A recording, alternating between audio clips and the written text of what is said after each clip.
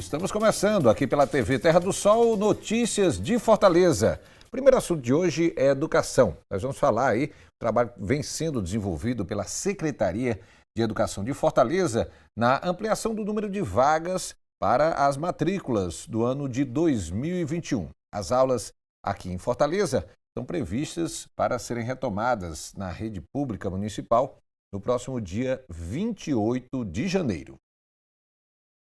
A Prefeitura de Fortaleza segue investindo na ampliação da rede municipal para atender a demanda de matrículas, que cresce de 8% a 10% a cada ano. Já para o primeiro semestre de 2021, a Prefeitura vai entregar à população novas unidades de ensino, incluindo uma escola de tempo integral no bairro Vila Velha e uma creche no bairro Planalto Ayrton Senna, além de reforma de escolas na Palpina e na Granja Lisboa, e ainda requalificação de quadras cobertas no conjunto Novo Mudumbi e conjunto Palmeiras. E a gente já está aqui no estúdio com o Jefferson Maia, ele que é secretário adjunto da Secretaria Municipal de Educação, vai conversar com a gente aí sobre esse processo de matrículas, foi iniciado ainda no mês de dezembro. Ô Jefferson, como é que está o andamento aí, além dos alunos veteranos que já têm a sua matrícula feita aí de forma automática, como é que está a questão da matrícula dos alunos novatos? Fortaleza tem uma vocação de a cada ano ampliar o número de matrículas na sua rede. Nós finalizamos o ano de 2020 com aproximadamente 229 mil a 230 mil alunos e mais uma vez 2021 já marca um crescimento na nossa matrícula. Nós tivemos ainda em novembro o cadastramento de todos os alunos veteranos, ou seja, a confirmação da matrícula desses estudantes. E desde que nós abrimos a matrícula para novatos, nós já matriculamos mais de 25 mil novos alunos na rede e ela continua em processo de matrícula ao longo de todo esse mês de janeiro. A procura está muito significativa e a gente acredita aí que até o início do ano letivo nós estaremos na casa superior aos 235 mil alunos, o que marca mais uma vez um crescimento significativo da nossa rede de um ano letivo para o outro, justificando todo o investimento que a Prefeitura tem feito em novos equipamentos, em ampliação de salas, em requalificação das nossas escolas, novas escolas de tempo integral e novos centros de educação infantil.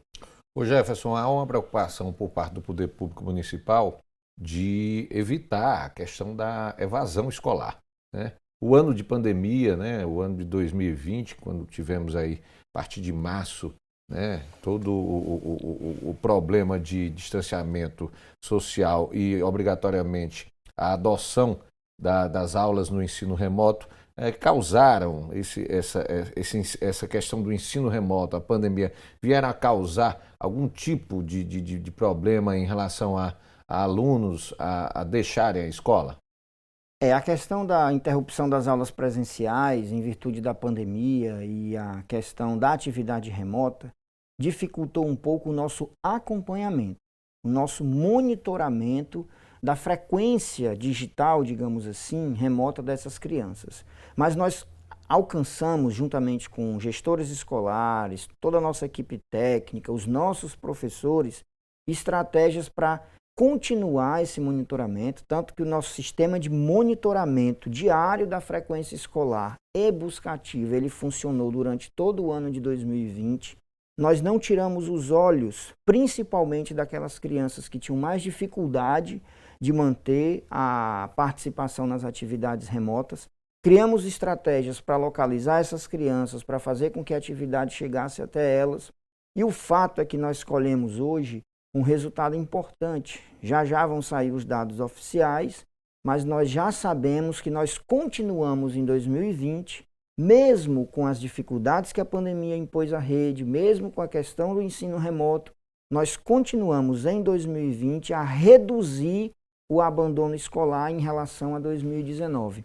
E é válido ressaltar que Fortaleza é hoje uma referência no Norte e Nordeste e em todo o país de uma rede que acompanha a frequência escolar das crianças.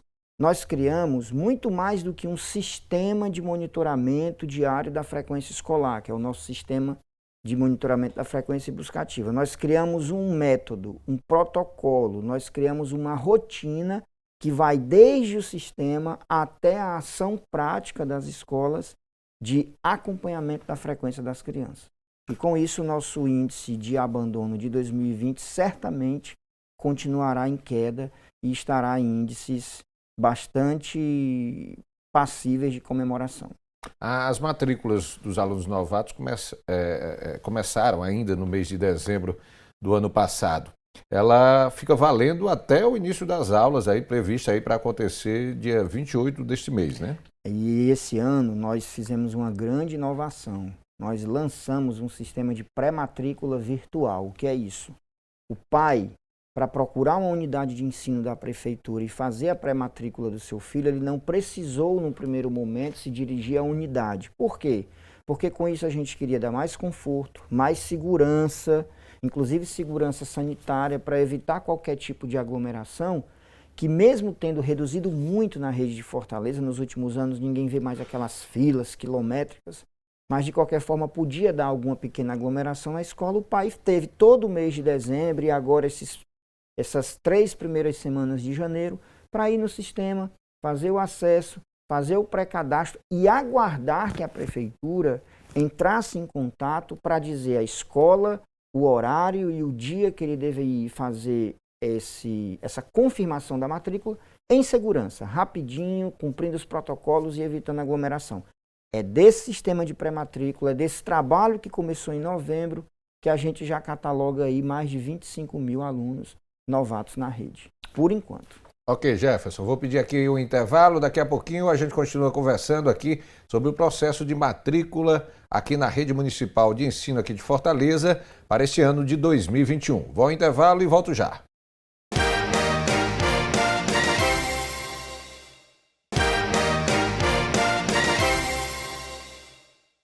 Estamos de volta com notícias de Fortaleza, aqui pela TV Terra do Sol. E a gente continua aqui batendo um papo com o Jefferson Maia, ele que é secretário adjunto da Secretaria de Educação do município. Ô Jefferson, a gente está falando sobre a ampliação de vagas na rede municipal de ensino aqui em Fortaleza e o próprio crescimento do parque escolar, né, com as obras que foram executadas, não só de reforma, como também da construção de novas unidades. E isso também vai permitir exatamente esse aumento na oferta de vagas, né? Exatamente. Fortaleza continua o seu processo de expansão do seu parque escolar.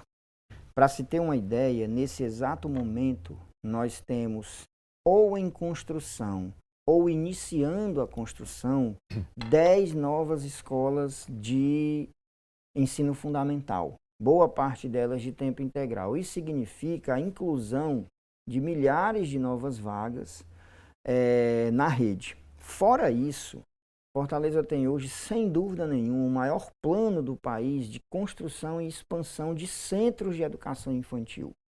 Nós temos, para inaugurar nos próximos 100 dias, algo em torno de 4 novos centros de educação infantil e temos aproximadamente 30 equipamentos em obras, ou obras já em execução ou em início, fase inicial de execução. Então é, sem dúvida alguma, um projeto audacioso, um projeto ambicioso e principalmente um projeto muito justo de ampliação do atendimento na rede pública de Fortaleza, que é, sem dúvida alguma, uma das maiores capitais, uma das capitais que exigem a maior demanda por ensino público do país. Não à toa nós temos a 4ª rede do Brasil, caminhando a passos largos para ser a 3ª maior rede de educação pública do país, ficando atrás apenas, obviamente, de São Paulo e Rio de Janeiro.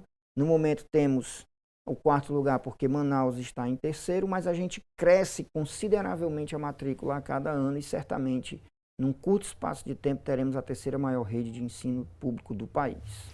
Dentro desse processo de expansão, há uma preocupação também da Prefeitura, isso já desde o ano passado, em equipar as escolas com todo o protocolo sanitário necessário para uma possível volta das aulas presenciais, né? Isso, inclusive, o nosso prefeito o prefeito Sarto vem sempre colocando isso de forma muito clara. A rede pública está pronta com insumos, materiais, equipamentos, adequações das escolas. Nós colocamos nas escolas pias sanitárias, fizemos adequações físicas nas salas de aulas, colocamos nas escolas o álcool gel, a máscara, tudo que é necessário dentro dos protocolos internacionais e nacionais para que o equipamento funcione. Porém, de forma muito consciente, a prefeitura entende que esse retorno só se dará com segurança e, obviamente, com a autorização, a ciência, a concordância das autoridades sanitárias e políticas do município. Então, nós estamos preparando a rede para quando o momento chegar e quando for seguro, os estudantes voltarem para o ensino presencial. Ô Jefferson, isso passa também pela imunização dos professores, né, que estão aí dentro da escala de fases, né, que foram estipulados aí pelo Ministério da Saúde. Então, assim, essa questão da vacinação dos professores seria um dos componentes para que essa autorização amanhã possa vir a acontecer, né? É um componente muito importante, né? Você imunizar a rede de profissionais da educação da cidade. Isso é tão importante que tanto o governador Camilo Santana como o prefeito Sarto já deixaram publicamente isso bem claro, né? Eles pedem, eles solicitam que a imunização dos profissionais da educação, já tem até uma campanha, né, nesse sentido, essa imunização aconteça dentro dos grupos prioritários. Por quê? Porque a educação é uma atividade essencial para a população, para a juventude, para as crianças, para as famílias. Então, quanto mais cedo esses profissionais estiverem imunizados, mais seguro será o retorno às atividades presenciais. O retorno no dia 28 será, mais uma vez, aí através do ensino remoto, do ensino virtual.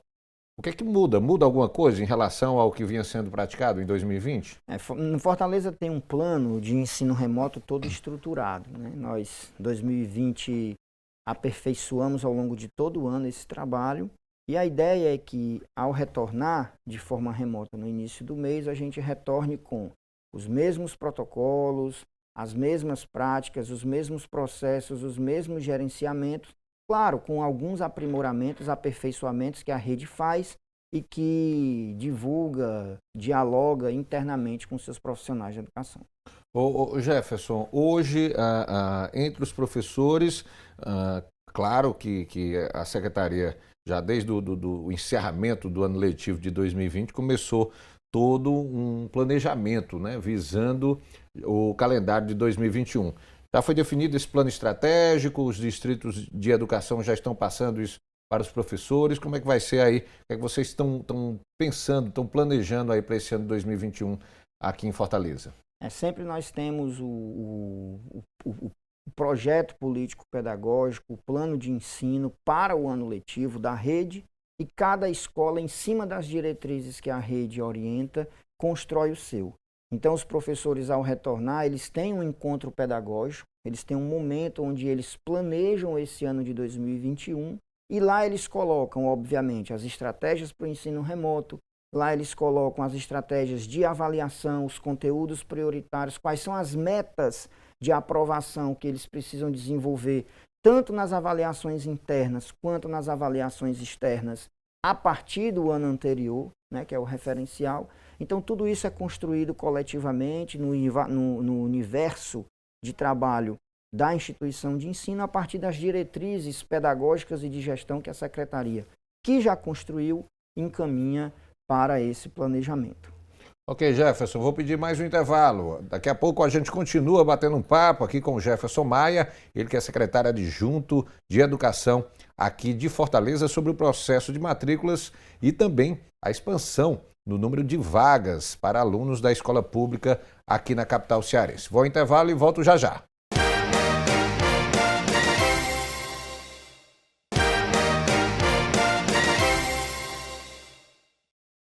Estamos de volta com notícias de Fortaleza aqui pela TV Terra do Sol. E a gente continua aqui batendo um papo com o Jefferson Maia, que é secretário adjunto da Educação aqui em Fortaleza.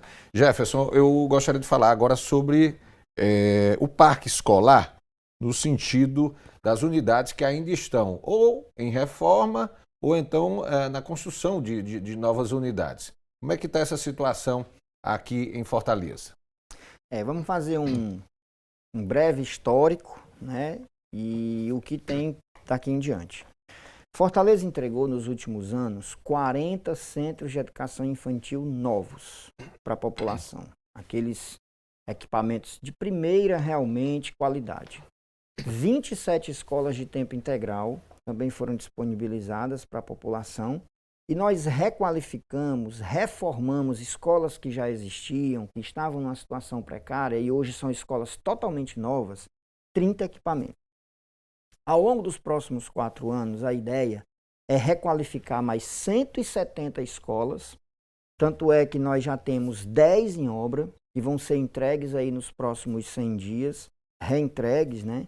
E mais outras tantas iniciando obra. Então, são 170 requalificações de equipamentos que já existem. Nós temos 32 novos 6, ou em obra ou começando a obra, que também é um marco importante porque vão ser entregues aí nos próximos anos, ampliando a rede. E nós temos ainda mais 13 escolas de tempo integral sendo construídas e que também ao longo aí dos próximos meses serão entregues para a população. Um incremento significativo na rede, preparando a rede realmente para atender cada vez mais crianças em idade de creche, estudantes do ensino fundamental e melhorar o parque escolar que já existe. Hoje há um compromisso, vamos dizer assim, do Poder Público Municipal, através da Secretaria de Educação, de ampliar a oferta de vagas nas escolas de tempo integral. E, sem dúvida alguma, pela estrutura que elas têm, há uma preferência, um desejo dos pais que seus alunos estejam na escola de tempo integral, exatamente por ter esse acompanhamento do aluno o dia todo, o próprio acesso à questão das refeições que são oferecidas. Como é que está a situação hoje de Fortaleza em relação à oferta de vagas de tempo integral? Fortaleza é hoje a maior rede de tempo integral do Norte e Nordeste, de ensino público, de ensino fundamental. Nenhuma rede do Norte e Nordeste tem o número de matrículas que nós temos. Nós finalizamos 2020, mesmo na modalidade remota, com 107 mil crianças em tempo integral, um recorde absoluto. E a ideia é manter essa trajetória. A nossa perspectiva é que pelo menos metade da nossa rede já em 2021 chegue ao nível, a marca de ser em tempo integral, e um dos compromissos aí da gestão do prefeito Sarto, que certamente nós iremos começar já a colocar em prática, é conseguir que todo o ensino fundamental seja em tempo integral. É importante lembrar que nós temos modalidades diferentes de tempo integral para atender às diferentes necessidades do nosso público. Nós temos as creches e as escolas de tempo integral, que atendem as crianças de 1 a 3 anos e atendem no ensino fundamental 2 as crianças que lá desejam estudar. Como eu disse, são 27 escolas de tempo integral e mais de 160 centros de educação infantil. Mas nós temos também os programas de tempo integral. Nós temos, por exemplo, Integração Cuca, onde as crianças estudam de manhã na escola, almoçam e à tarde vão estudar no Cuca, uma série de cursos além do português e matemática. Nós temos o Integração Idiomas no IMPA, onde a criança estuda de manhã na escola e à tarde, após a refeição, vai fazer inglês, espanhol e também o português e a matemática, porque todos têm.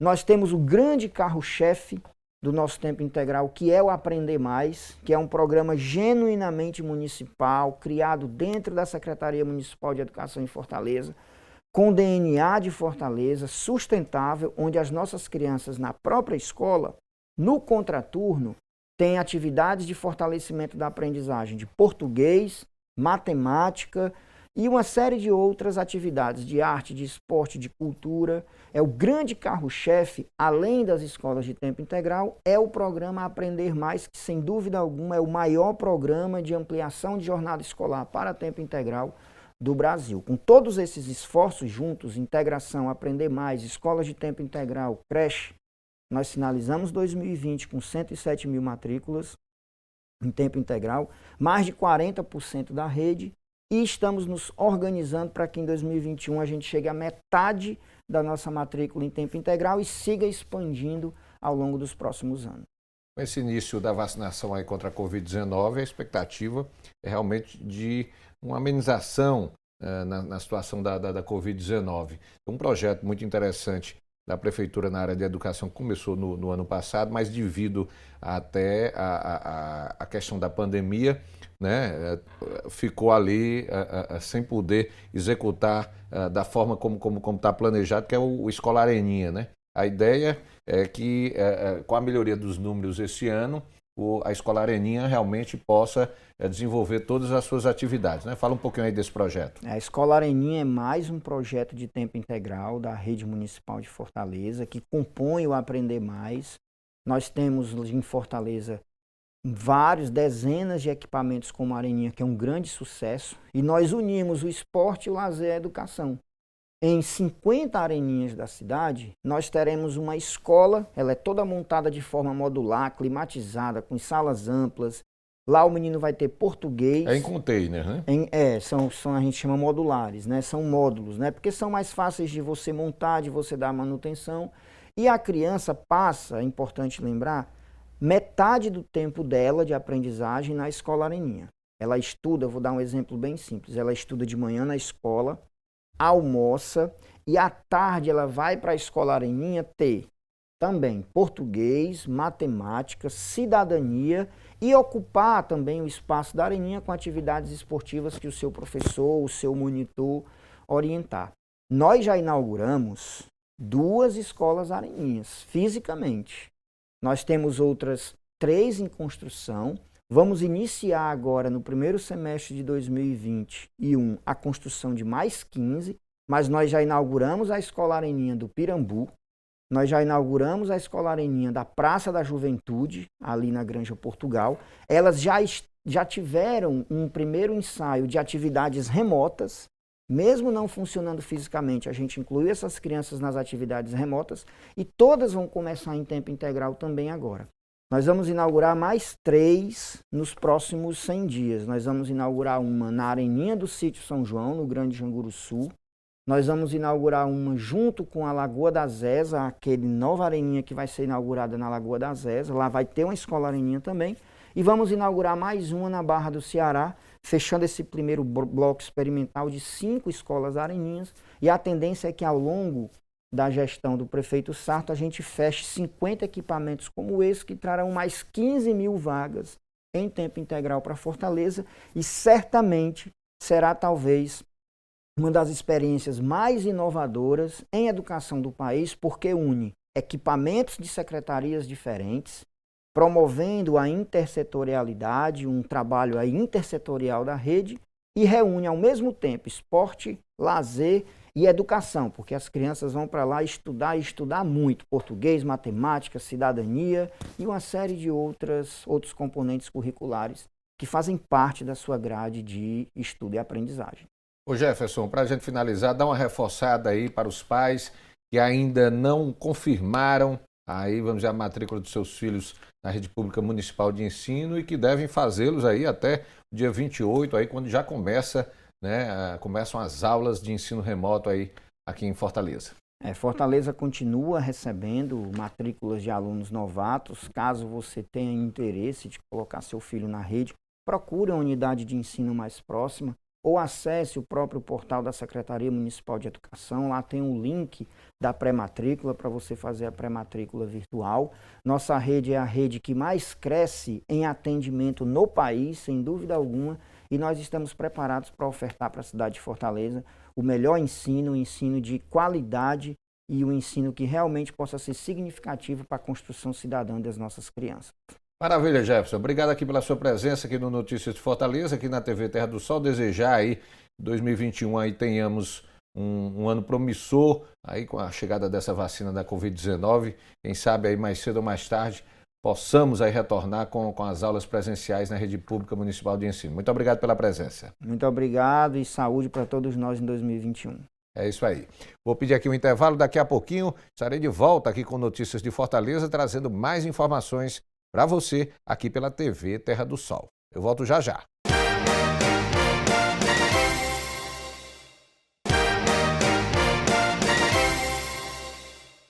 Estamos de volta com Notícias de Fortaleza, aqui pela TV Terra do Sol. Vamos falar agora de economia, né?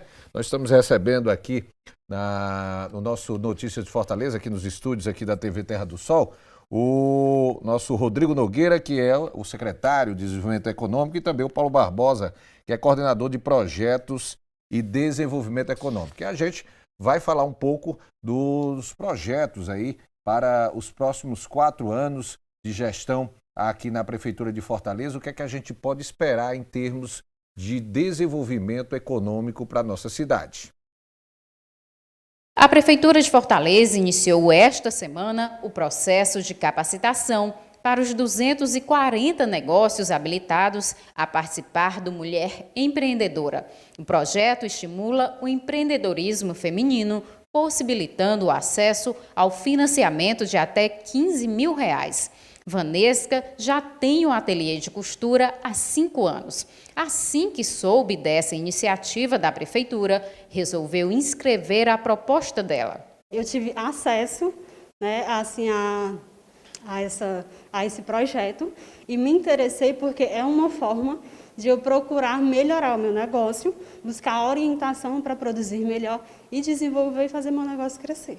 Durante as capacitações, as mulheres aprendem a gerir o empreendimento, desde a publicidade a aspectos financeiros. O objetivo é fazer com que elas consigam montar e manter o negócio.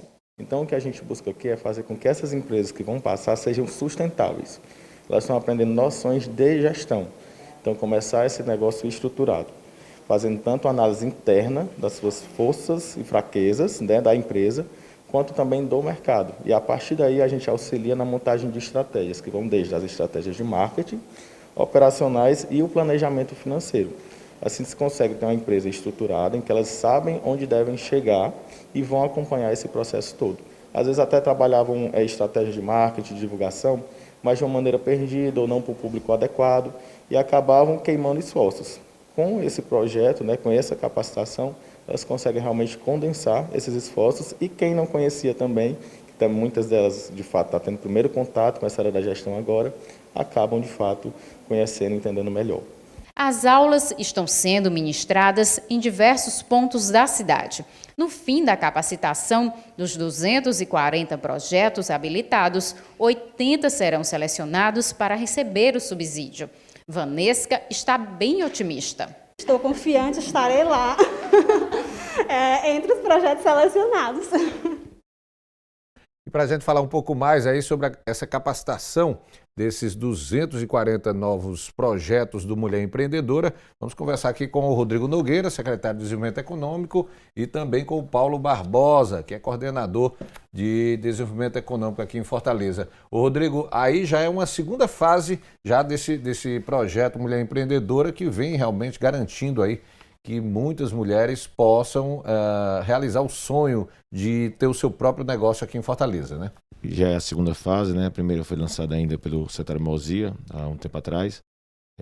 Teve um índice de sucesso das empresas muito grande, apenas 4% das empresas, devido a todo esse acompanhamento que é feito antes e depois da entrada do recurso para as pessoas, só 4% das empresas morreram nesses 2 anos do programa. Se comparar com a média nacional, é em torno de 20%, dados do Sebrae. Então a gente atinge uma taxa de mortalidade pequena, atingindo muita gente. Da primeira etapa, salvo engano, foram 143 empresas. Tá certo? As empresas são de, no mínimo, 2 mulheres, não podem ser da mesma família, obviamente. E é um valor de R$15 mil, um crédito de até R$15 mil, dos quais 60% a pessoa não paga, é subsidiado pela prefeitura. E aí ela tem 6 meses de carência para pagar. E agora nós estamos na segunda etapa. Logo que você tomou posse como novo secretário, teve a oportunidade de vir conversar com a gente aqui na TV Terra do Sol, e você me falava exatamente, estava naquela fase de dar uma avaliada nos projetos da Secretaria, inclusive projetos que vão ter continuidade. Mulher Empreendedora é uma dessas ações assim de impacto social muito grande que vem dando muito certo, né, Rodrigo? Exatamente. A primeira etapa foi um sucesso, a segunda, quando eu entrei lá, como eu te falei naquela vez, eu estava pegando o pé, já tinha sido feito o edital de cadastramento das pessoas, já estava em fase de chamado, né, de divulgação do resultado. Foi o que a gente já fez, já tá no portal. Então aí essa semana já deve estar começando as capacitações desse pessoal. Essa parte do microcrédito, Rogério, eu penso que será vital na retomada da economia, sabe? A gente tem outros projetos também de microcrédito, como Nossas Guerreiras, tá certo? Que foi até tema de campanha do Sarto. A gente tem que fomentar muito isso nesse momento de dificuldade. Acabou o auxílio emergencial, né, do governo federal. Eu entendo que a economia irá dar uma piorada nos próximos meses. Esses programas de crédito para poder fazer esse pessoal entrar no mercado de trabalho, aí será vital. Ô Paulo, a gente sabe que para incentivar, vamos dizer assim, novos empreendimentos é necessário realmente ter aquele recurso para ajudar no financiamento. Como é que está esse planejamento em relação a essa segunda fase? A prefeitura é ela que banca com recursos próprios para que as pessoas, no caso da mulher empreendedora, aí, possa realmente iniciar o seu novo negócio? Como é que funciona? De fato, Rogério, esse projeto ele tem o seu processo alimentado com recursos do Tesouro. Mas eu gostaria de também ressaltar que nós temos um processo interno de alimentação de recursos que vem desde a política de incentivos fiscais. Então, hoje, o município de Fortaleza conta com alguns programas de incentivos fiscais, como Parquefor, Prodefor, e toda empresa que se inscreve nesses incentivos fiscais, ela tem por obrigação 10% do que ela tem reduzido depositar no Fundo de Desenvolvimento Econômico. E esse fundo alimenta projetos da prefeitura como esse, como o projeto Mulher Empreendedora. Então nós temos um processo muito interessante, que é você partir de um incentivo fiscal que você dá para médias, grandes empresas, e a partir desse incentivo você gerar receita para que o município possa apoiar o crescimento e o nascimento de pequenas empresas, né? Então, esse projeto, a gente já injetou cerca de 2,3 milhões de reais na economia, e eu estou falando aqui na economia dos bairros mais carentes da cidade, porque 72% dos empreendimentos são apoiados por esse projeto, estão em bairros de baixo IDH, ou seja, aquelas áreas mais vulneráveis socioeconomicamente da cidade. E isso é muito importante porque é uma forma da prefeitura também requalizar os seus investimentos. A gente sabe que a cidade de Fortaleza ainda é uma cidade muito desigual e políticas públicas como essa permitem que os recursos cheguem diretamente na ponta. A gente tem alguns dados, como por exemplo, 82% das pessoas que foram entrevistadas. A gente fez uma pesquisa recentemente, Rogério, foi uma pesquisa liderada por uma doutora em economia, uma pesquisa de um projeto do governo do estado, em parceria com a prefeitura, que a gente chama de cientista-chefe. E ela fez uma pesquisa e uma avaliação de programas de desenvolvimento econômico, e um dos programas que ela avaliou foi o Mulher Empreendedora. E nesse processo de avaliação, ela detectou que 82% das empreendedoras, elas sentem que a participação delas no programa e a implantação dos seus empreendimentos ali naquele bairro onde ela mora está promovendo o desenvolvimento econômico local. Então, é um sentimento dela, é algo também perceptível, e o grande desafio da gestão é a gente conseguir dar mais escala, né? A gente conseguir abranger um número maior de empreendedoras na cidade. Essa busca por novos recursos, né, como o Rodrigo falou agora há pouco, ela é fundamental porque a partir do momento em que há uma disponibilidade maior de recursos para financiamento, automaticamente você vai conseguir ampliar o número de pessoas beneficiadas por esses programas de microcrédito, né? Uhum. Perfeito, perfeito. Quanto mais o poder público tiver, né, condição de estar promovendo a inserção dessas pequenas empreendedoras no mercado, a gente não tem dúvida que o impacto social e econômico que isso dá é muito forte. Na primeira edição, Rogério, pra você ter uma ideia do quanto esse projeto ele tem um impacto social forte no município, a gente teve que 75% das mulheres que foram beneficiadas na primeira edição abriram pela primeira vez uma conta bancária. Então você imagina que a gente está aqui no século XXI, né? E nós temos ainda um público enorme, né, no Brasil que não são bancarizados, né? Então esse projeto também promoveu isso.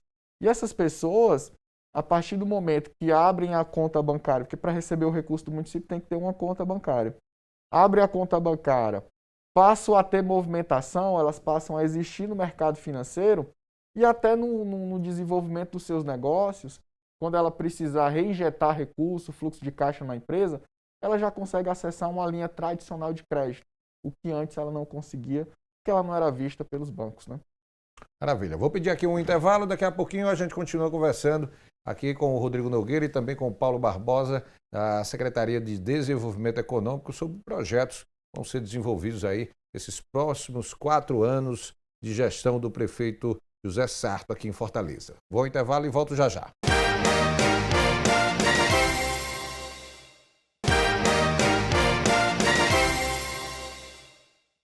Estamos de volta com notícias de Fortaleza aqui pela TV Terra do Sol e a gente continua batendo um papo aqui com o Rodrigo Nogueira, secretário de Desenvolvimento Econômico, e também com o Paulo Barbosa, que é coordenador de projetos da Secretaria de Desenvolvimento Econômico. Ô Rodrigo, você, tanto na segunda como na terça-feira, teve encontros com o Eduardo Diogo, que é diretor nacional do SEBRAE, e também com o superintendente regional aqui, o Joaquim Cartacho. A ideia é exatamente buscar parcerias aí com o SEBRAE. Inclusive ontem esse encontro se estendeu junto com o prefeito José Sarto. A ideia é buscar parcerias aí para realmente o incentivo, não só na capacitação profissional, mas também na busca aí de geração aí de novas vagas, novos postos de trabalho aqui na capital cearense, né? Como é que foi esses encontros? Foi muito positivo, né? O diretor nacional do SEBRAE, Eduardo Diogo, é cearense, né? É apenas a segunda vez que a gente tem um cearense lá no SEBRAE. E a gente está buscando fazer essa parceria com o SEBRAE nacional e com o SEBRAE local para poder auxiliar a gente na meta de 50 mil capacitações que o prefeito José Sarto prometeu em campanha. É uma meta ousada, dados os números recentes que a gente não vem conseguindo atingir nem próximo disso, e precisa de muito recurso, certo? Recurso esse que a prefeitura às vezes não tem na totalidade. Então a gente tem que buscar parcerias, seja com o SEBRAE, seja com a FIEC, não vou falar com o presidente Ricardo, não conseguindo ir lá. Ontem tive com o pessoal do CDL, certo? A gente precisa trazer esse pessoal para o nosso lado para nos ajudar. Eles têm, como a gente estava conversando aqui anteriormente, eles têm expertise e têm recurso, certo? Nós temos boa vontade, temos um bom banco de dados, temos uma necessidade imensa da população que precisa se qualificar, tá certo? Então acho que o SEBRAE será um parceiro vital nisso e a gente tem as portas abertas, tanto aqui como em Brasília. A reunião com o prefeito que você falou foi excelente, certo? O prefeito deixou clara a ideia dele ter essa parceria realmente com o SEBRAE e o SEBRAE da mesma forma. Eu acho que a gente tem uma porta, não vou dizer nem aberta, escancarada, para poder fazer todo tipo de parceria que a gente precise. A meta da gente, como eu falei, é ousada, certo? Então a gente precisa começar ontem, certo? Ainda hoje à tarde eu vou ter uma reunião com o Luiz Alberto, que é o presidente da City Nova, e com a secretária Luciana Lobo, da Selma, para tratar desse assunto também de qualificação na parte digital, tá certo? A gente tem na Praia de Iracema um polo digital que a gente está querendo fomentar. Já tem lei de incentivo fiscal aprovada em 2019 para lá, mas ainda não tem nenhuma empresa rodando lá. Então, assim, a pandemia atrapalhou, mas a gente tem que qualificar esse pessoal para poder inseri-los no mercado de trabalho. Agora, muito importante também, Rogério, eu estava dizendo ontem para o Eduardo, não é a gente só qualificar, a gente tem que saber o que a cidade precisa. Precisa de costureira qualificada, a construção civil precisa de gente qualificada, vamos ver qual o mercado que mais precisa. Não adianta a gente sair qualificando, estava até brincando ontem, não adianta qualificar 50 mil astronautas. A gente tem que qualificar coisas que a nossa cidade tem a vocação e demande, o mercado demande, para que esse pessoal saia de lá, saia com um bom emprego. Mais do que nunca é necessário ouvir as entidades de classe, ouvir o empresariado, como você está colocando, ouvir os lojistas, saber realmente qual é a necessidade hoje do mercado, até porque a gente sabe que muitas vezes tem essas empresas, às vezes querem abrir um novo empreendimento e esbarram com a falta de mão de obra. Muitos desses setores, às vezes, precisam de uma mão de obra qualificada e não existe disponível, né? Pois é, assim, pasmem, né? Fortaleza é um polo têxtil, né? Considerado no Brasil todo. E tem amigos meus que têm confecção e quando perdem uma costureira só falta se matar. Certo? Ave Maria, levar na costureira e tal. Porque eles gastam dinheiro na qualificação, vem alguém, leva. E é um negócio que aqui eu nunca imaginei, confesso, que tivesse esse problema de qualificação até nesse segmento, que é um segmento que é nosso forte, né? Mas tem, certo? Eu acho que é um dos segmentos que a gente tem que focar é nesse, certo? E esse diálogo com as entidades de classe, ele é vital para trazer esse empresariado para também ser parceiro. Você estava dizendo lá ontem o pessoal do CDL, que é importante que não fique só apontando o dedo para a gente e que ajude. E eu notei, assim, é isso mesmo, vamos fazer. Já marcamos nova reunião na quarta que vem, tá certo? Para já trazer um resultado dessa primeira reunião. Eu acho que estou muito empolgado e estou achando que a gente vai conseguir fazer boas parcerias com o setor produtivo, tanto de Fortaleza como com as entidades de classe como o Sebrae.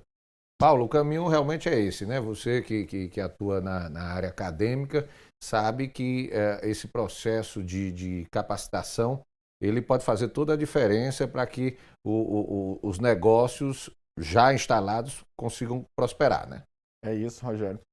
O grande desafio do poder público é conseguir direcionar os agentes que estão no mercado fazendo qualificações, né, como o secretário citou, Sebrae, o Sistema S, as universidades, né, que já estão num patamar de ensino superior, porque esse indicativo permite que o mercado ele se autorregularize e chegue no equilíbrio. Se você tiver o mercado formando pessoas que não têm vagas, né, ou seja, você está gerando uma oferta excessiva de postos de trabalho que não vão ser ocupados, você tanto não vai estar permitindo que essas pessoas consigam um emprego na área que estão se qualificando, como também você pode reduzir o salário médio das pessoas que já estão trabalhando naquela área, porque você vai ali aumentar a oferta de mão de obra daquele setor. O inverso também ainda é pior, né? Quando você tem uma atividade econômica demandando muito profissional, como citado aqui pelo Rodrigo, a área de confecção, e você não tem, por outro lado, o lado da oferta formando esses profissionais para o mercado de trabalho, você tem naturalmente uma guerra entre as empresas, né, pelos bons profissionais que estão disponíveis, e naturalmente o salário médio dessas pessoas tende a aumentar muito. Isso vai onerar o custo das empresas e pode tornar aquele setor não mais competitivo em relação a outros estados. Então, é muito importante que o poder público analise esse mercado, direcione as instituições que fazem qualificação e entre fortemente também, né? É importante que o poder público também tenha esse braço e como foi falado aqui pelo secretário, isso é um objetivo da atual gestão. A gente tem uma meta, né, muito ousada de 50 mil pessoas qualificadas e que essas qualificações sejam muito bem direcionadas, para que a gente não possa causar nenhum tipo de desequilíbrio e que a gente possa cada vez mais tornar as nossas atividades econômicas aqui mais competitivas, né? Com salários justos e com pessoas qualificadas para que as empresas possam se desenvolver. Que a gente atua nas duas áreas. A gente está aqui atuando no incentivo à criação de empresas. Por outro lado, a gente também precisa atuar no lado da qualificação das pessoas para que essas empresas que a gente está aqui incentivando para serem criadas possam ter mão de obra qualificada para que elas possam se desenvolver. Agora, Paulo, há um diagnóstico, vamos dizer assim, por parte do poder público em relação a quais são essas funções, quais são essas profissões que há carência em termos de mão de obra aqui em Fortaleza e que o mercado muitas vezes oferece vagas. Eu vou aqui só para citar aqui um exemplo, a gente conversa muito aqui com a Priscila Borges, que é do Cine Municipal, sempre está por aqui batendo papo com a gente aqui no Notícias de Fortaleza, e ela fala que há situações em que há vagas para determinados setores e essas vagas muitas vezes demoram a ser preenchidas por falta de qualificação profissional. Eu estou dizendo, há esse diagnóstico, esse raio-x, de onde é que precisa se investir mais em relação à capacitação? Esse é um grande indicador. Quando você observa que vagas estão sendo ofertadas no momento que a gente tem desemprego de 2 dígitos, e você tem vagas que são constantemente ofertadas e não ocupadas, isso é um indicador de que naquele setor, naquela atividade econômica, não há profissionais qualificados, né? Então, o acompanhamento dessas atividades econômicas que constantemente têm dificuldade de alocar profissionais é um indicativo de que necessita ali o poder público, né, ofertar, né, ou acionar os mecanismos de oferta para que pessoas sejam qualificadas naquela atividade. Isso é um dos indicativos. Mas é muito importante o que o secretário comentou. A gente precisa juntar as instituições que conhecem, que têm know-how na área de qualificação e fazer, sim, um grande trabalho conjunto a 4 mãos para que a gente possa ter todos os direcionamentos adequados e técnicos de quais áreas são mais passíveis para a gente intensificar a qualificação das pessoas aqui na cidade. Porque a ideia é a gente qualificar e essa pessoa ter oportunidade, né? Logicamente, esse é o melhor dos mundos. Quando a gente consegue qualificar as pessoas e logo em seguida elas conseguem uma posição de trabalho, né? Então, a gente trabalhando junto com as instituições que conhecem isso, que estão no dia a dia fazendo qualificação, a gente consegue ser mais assertivo. Rodrigo, como você falou agora há pouco, não há tempo a perder, né? Você já teve a oportunidade de conversar com o Sebrae aí, com a CDL, o próximo passo aí é a FIEC? O próximo passo é a FIEC, que sempre foi parceira nossa, a gente tem que trocar uma ideia com o Ricardo lá da FIEC, ver qual é a ideia que ele tem, como é que ele pode ajudar. Certo? A parceria já da FIEC com o Sebrae em andamento, o Eduardo ontem me relatou. Eu acho que a prefeitura tem que ser um parceiro deles dois nessas oportunidades. Eu acho que não há tempo a perder realmente, tá certo? Eu acho que eu tive a experiência do primeiro mandato, no segundo mandato do Roberto Cláudio, à frente da parte de PPPs e concessões, e hoje está dentro da SDE também, mas na época estava separado. E eu aprendi isso no final. Qualquer dia que a gente perde no começo, no final faz falta. Então esse erro aí eu não quero cometer não. A gente está saindo lá todo dia, 8 horas da noite, no sábado, para ver se a gente entende a coisa logo e começa a rodar. Estou ansioso que isso comece o mais rápido possível. Maravilha, então. Vou pedir aqui um intervalo, daqui a pouquinho estou de volta aqui com notícias de Fortaleza e a gente continua esse bate-papo aqui sobre desenvolvimento econômico aqui em Fortaleza. Volto já já.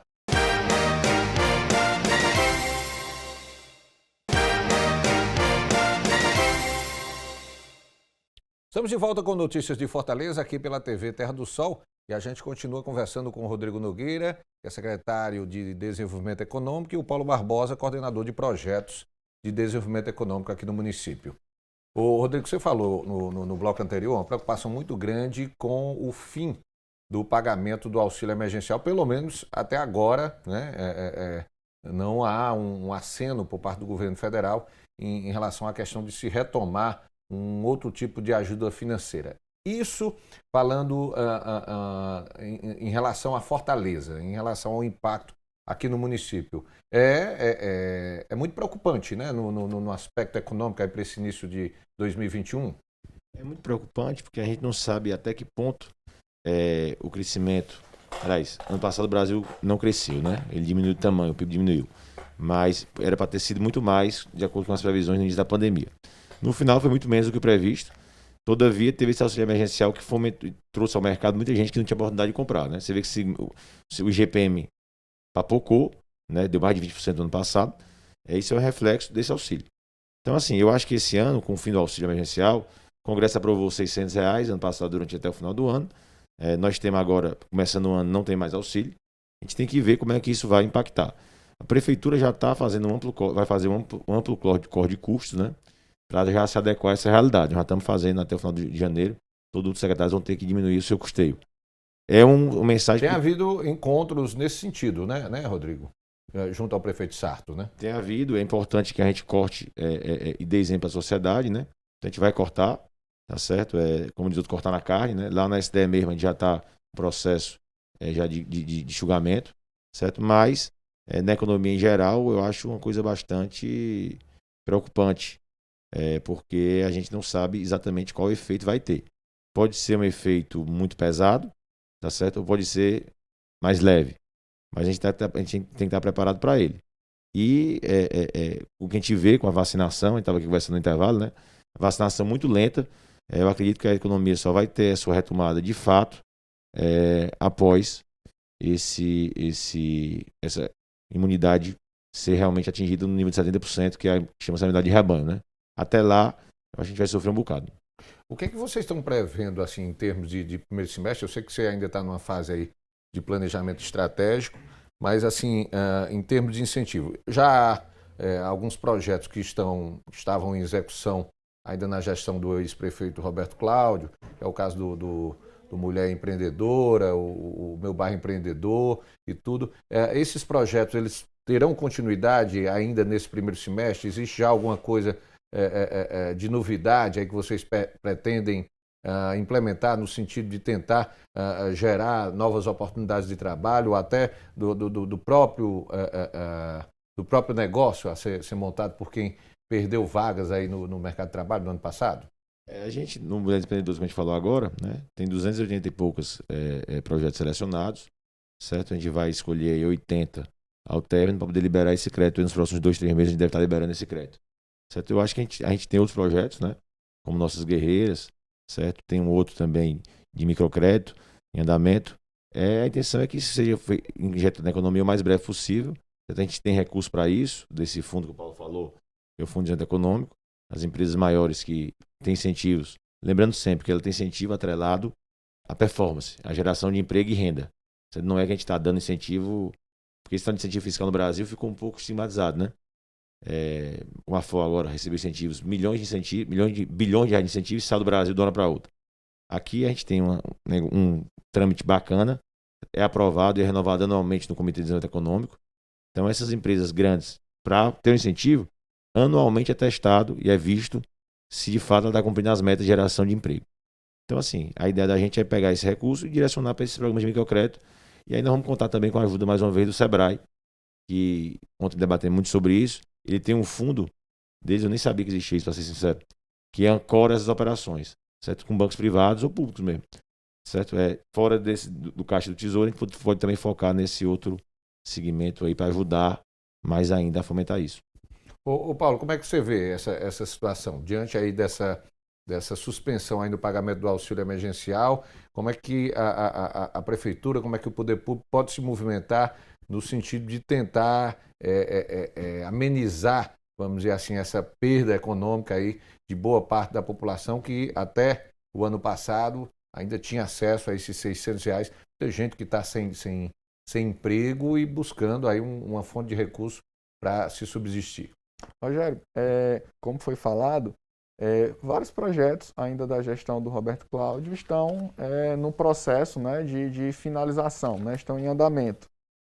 O Mulher Empreendedora, que vai ser finalizado esse semestre, a gente vai injetar na economia cerca de 1,2 milhões de reais.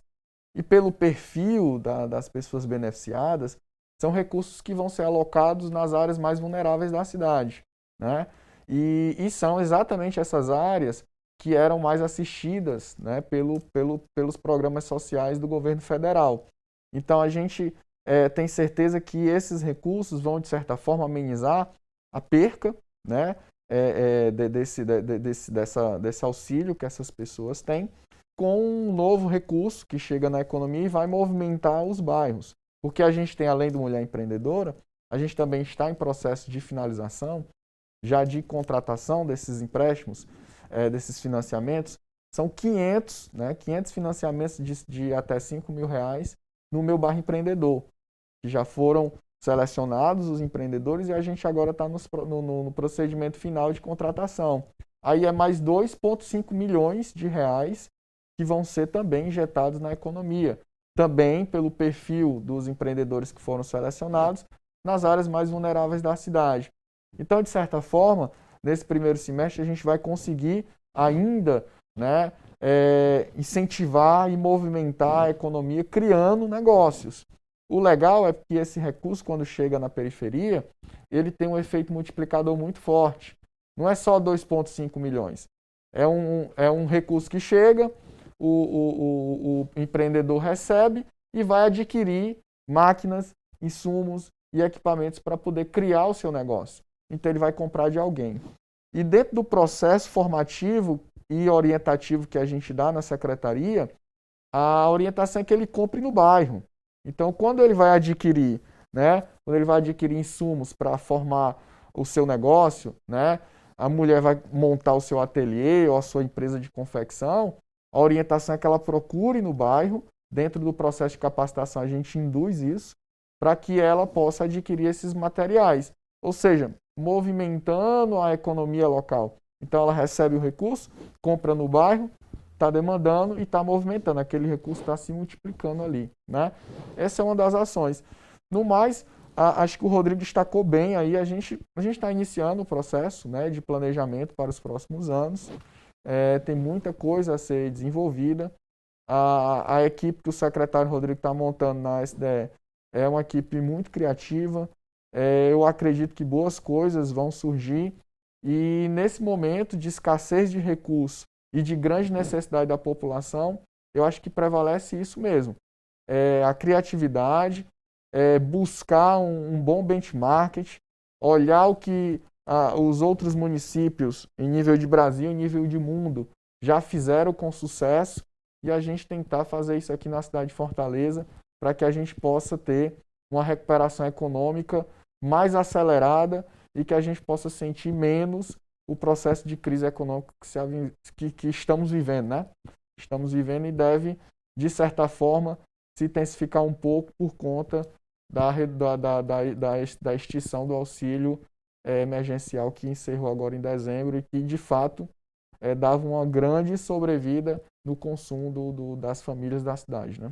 Ô Paulo, aquele projeto do carrinho para churrasco está para sair aí.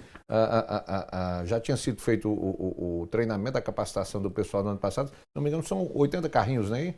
São 80 selecionados já, né? Devem ser entregues, né, Rodrigo? Acredito aí que nos próximos meses, né?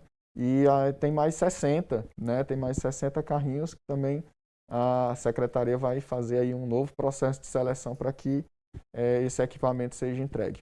Maravilha, então. Rodrigo, Paulo, mais uma vez, obrigado pela presença aqui no Notícias de Fortaleza, da TV Terra do Sol, e vamos aguardar aí os desdobramentos, que a gente consiga aí fechar novas parcerias, quem sabe abrir novas oportunidades de trabalho aqui em Fortaleza. Muito obrigado aqui pela presença aqui no programa. Vou ao intervalo, daqui a pouquinho a gente está de volta aqui com mais informações para você aqui pela TV Terra do Sol. Um instante só.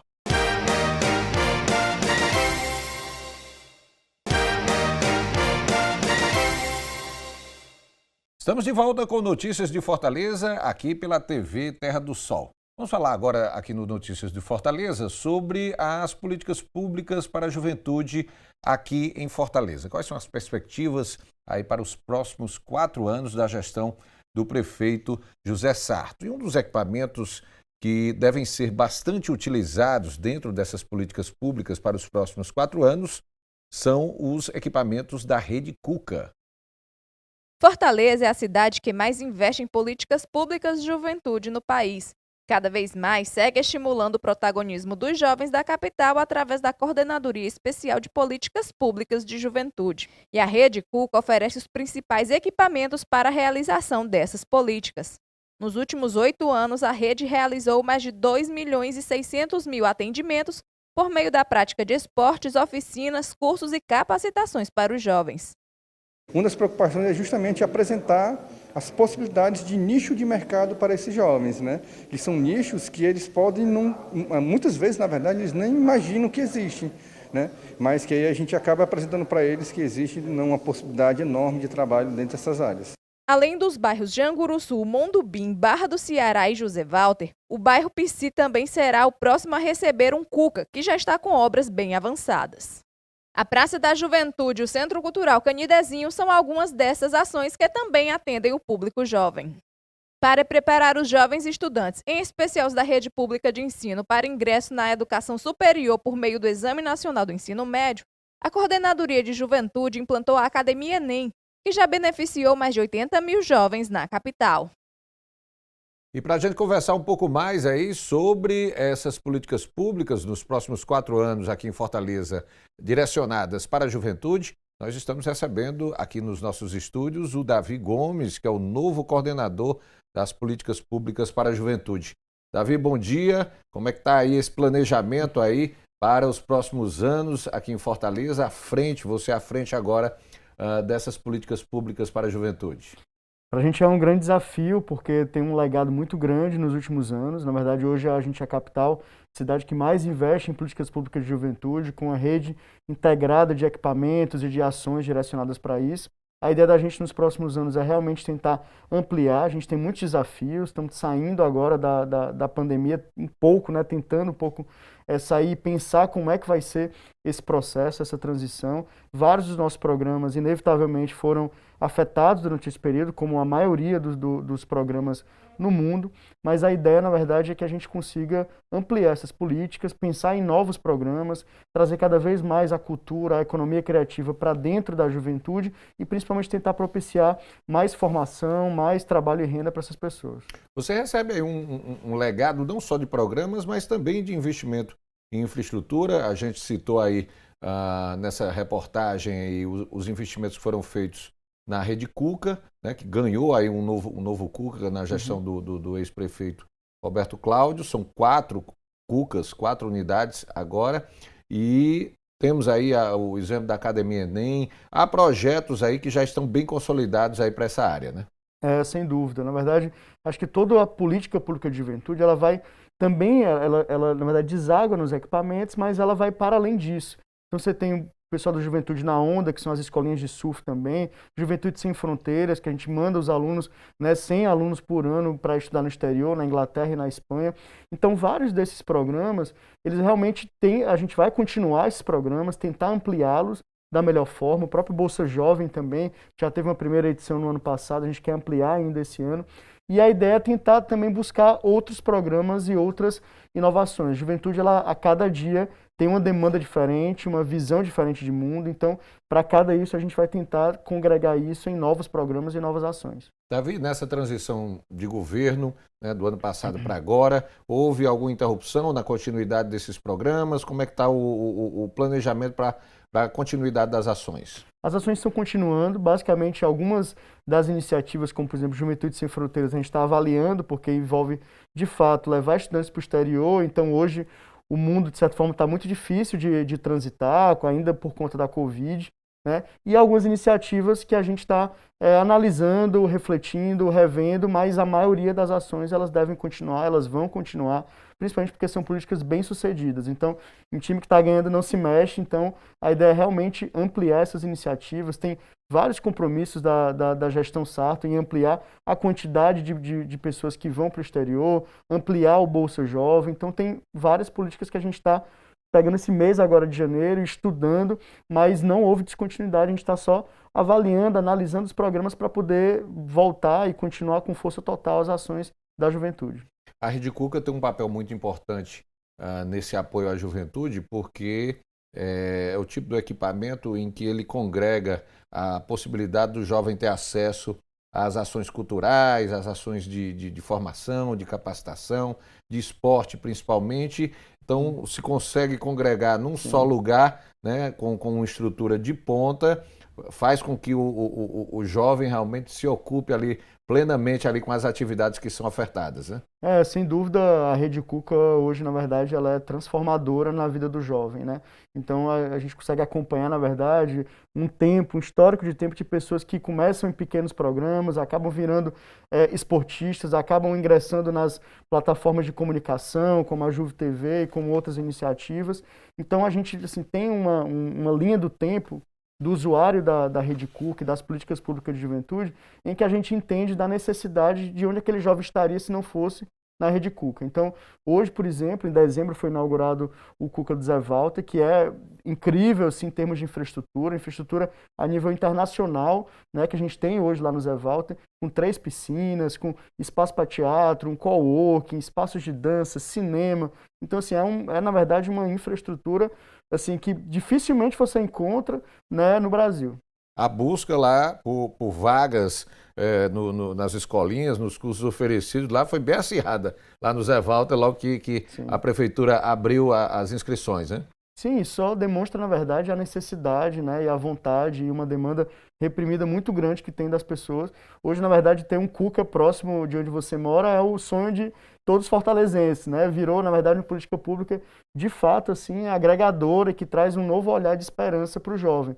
Então, essa procura é um reflexo muito grande realmente de como as pessoas querem se integrar e como elas precisam de qualificação e de estar num lugar que realmente entende o jovem como protagonista.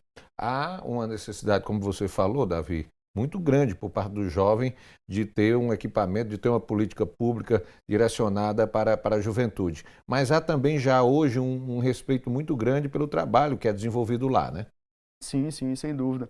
Eu acho que, na verdade, o Cuca, quando ele chega, quando as políticas chegam, tem que ter uma integração com a comunidade, com o entorno, principalmente no momento de escuta mesmo. Quais são as necessidades, quais são as formações que as pessoas precisam. Cada região, na verdade, tem uma especificidade. A gente sabe que lá no Mundo tem o pessoal do K-pop, lá da cultura, que é o pessoal que adora esse tipo de manifestação. A gente tem uma equipe de skate muito grande lá no Cuca de Zé Walter. Então, assim, cada um tem um pouco de uma especificidade e a ideia é que a gente consiga entender, na verdade, esses sentimentos, essas demandas e criar políticas cada vez mais assertivas para os jovens. Ok, Davi, vou pedir aqui um intervalo, daqui a pouquinho a gente continua esse bate-papo aqui sobre políticas públicas para a juventude aqui em Fortaleza nos próximos 4 anos. Vou ao intervalo e volto já já.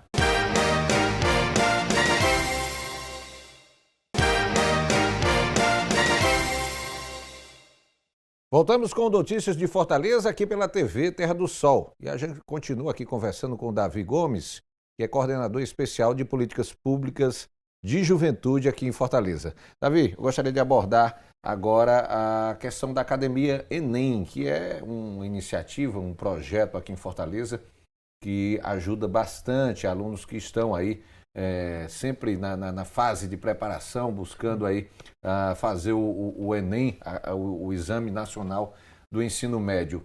É um projeto já consolidado que a cada ano consegue congregar um número maior de jovens e adolescentes, e a ideia é realmente dar continuidade, né? A ideia da continuidade, a gente está entendendo, na verdade, esse novo momento. Nesse último ano tivemos mais de 200 aulas online para a continuidade do programa. De fato, é uma questão de educação pública no Brasil que ainda não está muito clara, o próprio retorno às aulas presenciais, de que forma isso vai se dar, o próprio calendário do Enem desse ano ainda, a gente realizou o Enem agora no último final de semana, no primeiro final de semana e o próximo agora. Então, assim, a gente está entendendo como isso vai funcionar, porque, de fato, a gente tem, assim, tinha, né, a maior sala de aula da América Latina, mais de 8 mil alunos no Paulo Sarazate, de forma presencial. E o grande entendimento e a pesquisa que a gente tem feito é de que forma o programa vai continuar, a gente vai ter uma nova edição esse ano, mas em que formatos a gente vai conseguir atender os alunos que realmente precisam dessa preparação para o Enem. Então é um desafio grande, a gente está num momento diferente, complexo do mundo em relação à pandemia, de estar presencialmente nessas aulas, mas a ideia é que a gente continue sem dúvida. Mesmo sem as ações presenciais, a Academia Enem não teve nenhuma interrupção aí na sua continuidade dentro desse processo de preparação, de capacitação para os alunos que resolveram enfrentar, né, a primeira fase aí desse ano, esse primeiro final de semana de provas, ainda referente ao Enem de 2020, né? Exato. Então, assim, foi um desafio, na verdade, assim, como transformar, né, toda essa... E, assim, tem o próprio calor do momento, da aula, de estar ali presencial, de você conversar com as pessoas, de trocar ideias, informações sobre os conteúdos. Então, isso, né, não teve descontinuidade ano passado, foi feito de forma virtual, mais de 200 aulas. E o grande desafio agora é a gente imaginar esse novo calendário, né? O próprio Ministério da Educação ainda não tem isso muito claro. A gente teve, infelizmente, uma evasão muito grande agora no Enem, o reflexo mesmo do momento, né? E muitas pessoas se sentindo muito jovens, se sentindo um pouco despreparados para isso. Mas o programa, a gente realmente realizou ele de forma online para tentar ajudar e diminuir um pouco essa ansiedade, né, para os alunos. Davi, fala também aí sobre um outro projeto que também está bem estruturado dentro dessa coordenadoria, que é o Bolsa Juventude. Como é que ele funciona? Isso, o Bolsa Jovem, na verdade, ele é a gente faz um edital aberto são 2.000 vagas, em que os jovens podem se inscrever com base em algumas áreas, como educação, esporte, cultura, e a partir disso eles recebem, na verdade, um benefício da prefeitura, dividido em 3 categorias, né? E a partir disso eles desenvolvem suas atividades. Então isso é uma vontade, na verdade, que o jovem tem de praticar o seu esporte, geralmente skatistas, pessoal do surf, enfim, de outras atividades. É uma forma realmente do jovem estar empoderado e receber aquele recurso para poder praticar a atividade que ele exerce, sendo na área da cultura, na área do esporte. Então, tudo isso é feito e comprovado, a gente analisa, na verdade, como é que esses jovens estão, né, utilizando esse recurso através dessas suas atividades, e a ideia realmente, durante esse período de pandemia, por exemplo, na primeira edição do programa, foi o que salvou várias famílias, né, porque, de certa forma, o apoio e a ajuda, que vai de R$300 a R$1.200, ela realmente ajudou a complementar a renda das famílias através dos jovens, fazendo o que eles fazem de melhor. Seja uma pessoa que é um campeão de skate, ou que de repente pratica um surf, ou pessoa que tem uma atividade de teatro, de dança ou de música, recebem esse auxílio para poder desenvolver suas atividades, né? E a ideia é que a gente continue, a segunda edição do programa deve ser lançado, né, muito em breve para esse ano. Davi, o esporte e a cultura, sem dúvida alguma, são duas iniciativas que sempre conseguem congregar bastante o jovem aqui em Fortaleza, e os espaços disponibilizados hoje da prefeitura também ajudam, favorecem para que o jovem possa se engajar nessas duas ações. A ideia da Coordenadoria de Políticas Públicas é realmente apostar aí nessas duas searas aí na perspectiva de ocupar melhor o jovem hoje que mora aqui na capital cearense? Sim, sem dúvida. Acho que são os eixos fundamentais da política de juventude, assim, e na verdade são iniciativas que trazem resultados incríveis. Então, a gente tem, por exemplo, no campo do esporte, várias, assim, nossa equipe, na verdade, de esporte, dos jovens de esporte, são vencedores em vários campeonatos nacionais e até mundiais, né? Então, esse tipo de apoio, a gente tem um programa também chamado Voa Juventude, que é exatamente de incentivo para que esses atletas possam fazer essas competições. Então, a coordenadoria, a prefeitura, a gente paga passagem, hospedagem, ajuda para essas pessoas de traslado para onde elas vão, sejam em competições nacionais e até competições internacionais. Então, esse tipo de incentivo, muitas vezes, os atletas não têm, nunca tiveram. Então, é realmente uma política transformadora. Você tem a possibilidade de competir, pessoal do surf, ou do Muay Thai, ou de judô, por exemplo, de artes marciais, que vai competir em outros estados e até fora do país, com recursos que a prefeitura desenvolve e apoia esses jovens. Eles jamais teriam essa oportunidade se não fosse essa política. Então, a gente realmente acredita muito no esporte e na cultura como transformador da vida desses jovens. A cultura, a gente vê muito acontecer ali na área do aterro e do aterrinho da Praia de Iracema, onde a presença do jovem sempre é muito efetiva, ali a história da Praia do Crush, né? As ações do município também voltadas para a cultura, com certeza, tendem a contemplar muito esse público, né? Sim, sem dúvida. Então, assim, enxergar, na verdade, o jovem como solução, né? Não como problema, mas principalmente como fazendo parte dessas iniciativas e dessa nova cidade que tem surgido.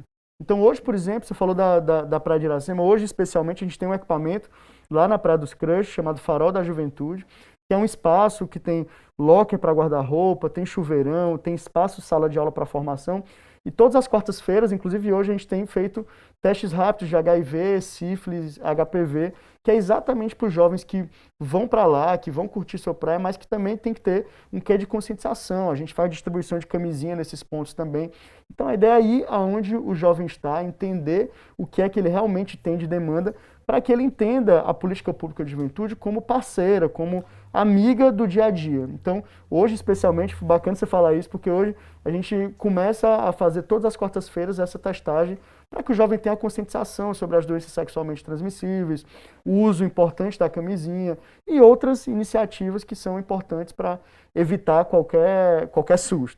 E é interessante que se trata realmente de um ponte da cidade que é muito valorizado pelo jovem, nada melhor do que ter esse local de referência para essa ação, né? Sim, sem dúvida. É um espaço também de formação, de fruição cultural. É claro que agora a gente não pode, né, fazer aglomeração, mas a ideia lá tem um palco, então tem-se a vontade de se fazer espetáculos de dança, de teatro, shows musicais. Então a ideia realmente, da própria questão dos faróis da juventude, a gente tem um outro lá no Benfica também, na Praça da Gentilândia, é exatamente identificar, saber onde esse jovem está e oferecer diversos serviços e diversas soluções criativas e inovadoras para que eles cada vez mais estejam próximos dessa política. Davi, voltando a falar sobre a questão da Rede Cuca, dá um esclarecimento aí para os jovens, como é que está o funcionamento da Rede Cuca, das 4 unidades, né, da Barra do Ceará, do Mudubim, lá do Janguruçu e também do José Walter, em relação ao funcionamento das escolinhas, dos cursos, dentro desse processo, desse cenário ainda da pandemia da Covid-19. Quem ainda não conhece, quer tentar se inscrever, como é que faz? Está tudo acontecendo de forma simultânea ou cada unidade do Cuca tem o seu planejamento e seu calendário aí de abertura de inscrições? As inscrições elas sempre estão disponíveis, né? Os cursos, obviamente, muitos cursos continuam de forma presencial, mas limitando a sua capacidade, e a maioria de forma online. As atividades esportivas continuam bem intensamente nas unidades, nos Cucas. E quem tiver interesse em participar, em saber essa oferta de curso, é entrar no canal da Juventude, dentro do site da Prefeitura, juventude.fortaleza.ce.gov.br, e lá você vai ter todas as informações e essas ofertas. O horário de funcionamento dos Cucas tem funcionado de certa forma, normal, só no Cuca do Zé Walter, que a gente está limitando até às 18 horas. Cuca abriu agora, então a gente está entendendo ainda a sistemática do horário, mas durante o dia inteiro todos os Cucas estão abertos a serviço da população, a serviço do jovem, para que a gente realmente consiga transformar essa cidade pela juventude.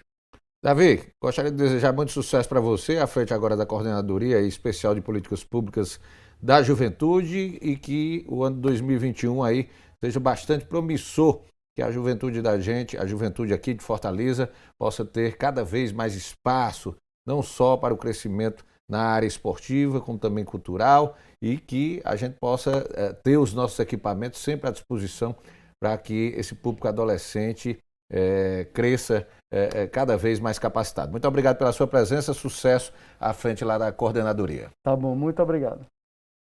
O Notícias de Fortaleza vai ficando por aqui. Você confere aí mais notícias no portal da Prefeitura de Fortaleza. É só acessar fortaleza.ce.gov.br. Acesse também as nossas redes sociais no Instagram e Facebook, @TV Terra do Sol. Até nosso próximo encontro.